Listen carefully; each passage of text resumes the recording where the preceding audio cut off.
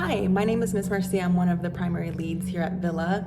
I joined the Villa community in February of 2019 as an assistant in one of the other primary classrooms. After that year, I received this classroom as a lead, and so I'm going on my third year as a lead here at Villa. I received my Montessori training in the summer of 2020. And prior to my Montessori path in Arizona, I was actually born and raised in Columbus, Ohio, and that is where I received my bachelor's degree at Kent State University in December of 2018. So I received my degree in Human Development and Family Studies with a concentration in child and youth development. Working with children has always been a passion of mine and a dream of mine. Specifically, I like watching kids find their way socially and emotionally in life.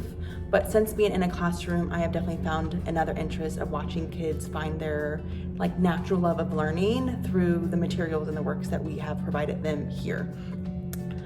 When I am not at school being a teacher, I love writing and I love spending time with my two dogs that I have. So today I'm going to talk about the area of practical life here in a primary classroom. So practical life helps set the foundation for all other activities that will be found in one of our classrooms.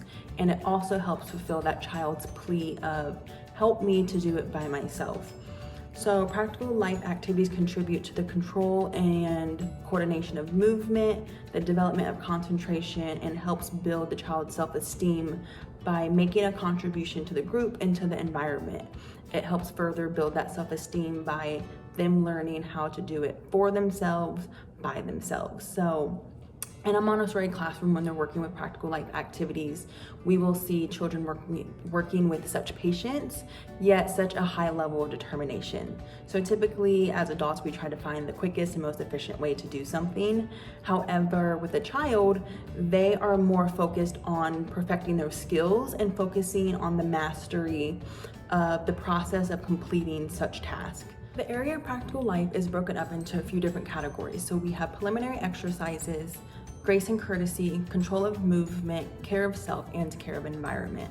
So preliminary exercises are going to just lay the foundation for how to complete all other tasks in our environment. So you will see us teaching them things like how to roll a rug, how to unroll a rug, tuck in a chair, carry a tray with two hands, walking on a line, carrying one thing at a time, walking around a rug, those types of things that are going to need to be carried out every day in the classroom and in order to complete other activities found in the classroom. Next is grace and courtesy. So grace and courtesy is just that. So it's not things that you're going to necessarily find on the shelf, but rather teacher-led group discussions, individual discussions, role-playing, where we're going to teach the kids how to be a part of the culture that is around them and how to respond to certain social situations, how to be in social situations.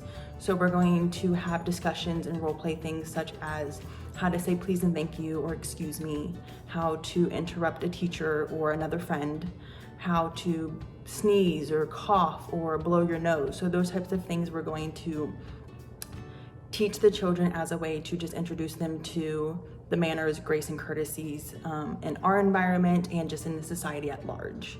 Next, we have control of movement. So control of movement is going to just help refine those fine motor skills and gross motor skills. So do this through activities like pouring, spooning, using a tong, squeezing a sponge, obstacle courses in our outdoor environment. So these types of things are going to just directly help the child use those finger muscles and larger muscles to help them gain confidence and independence with other tasks that they will need later in the classroom, such as handwriting or holding a pencil. Next, we have care of self. So care of self is going to help a child be independent physically and respond to those physical needs of their body. So things like food prep in our classroom, we have sewing, lacing, bow tying, buttoning, those types of things that are going to help them be independent physically and know how to respond to those physical needs of their body and of themselves. And lastly, we have the care of environment. So the Montessori environment is one of the most important aspects of any classroom. And it is important that we teach the children how to be active participants in caring for their environments that they're a part of. So we will do this through work such as table scrubbing or sweeping, whether it be floor sweeping, table sweeping, mirror washing, those types of tasks that are going to help them care for the environment that they're in and gain that sense of this is mine and this is a part of my life and I need to take care of it. So care of an environment just directly connects the child with their surroundings and allows them to assume that responsibility for our classroom.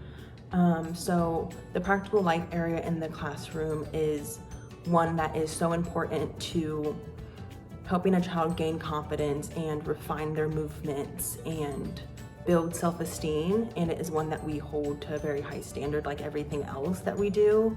And it's important that as teachers that we are providing a classroom that helps fulfill those needs in that child. Thank you.